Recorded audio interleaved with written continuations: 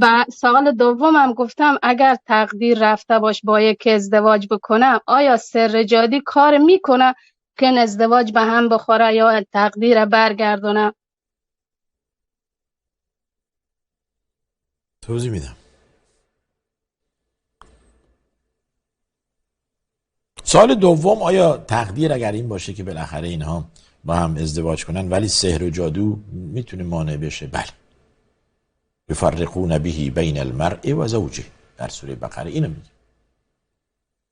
اونهایی که سحر و جادویی انجام میدهند، اهل این کار هستند، بین زن و شوهر جدایی میاندازن به یک نحوه بالاخره. و افراد مجرم ما زیاد داریم. ممکنه یه نفر با سلاح کسی را بکشه ولی دیگری را با جادو، با سحر، با حسد دیگری را میکشه.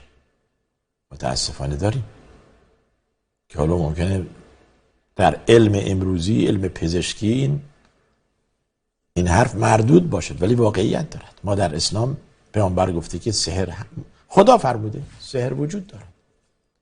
افرادی هستند که با سحر دیگران را اذیت و آزار میکنند یا با حسد دیگران را اذیت و آزار میکنند. بله.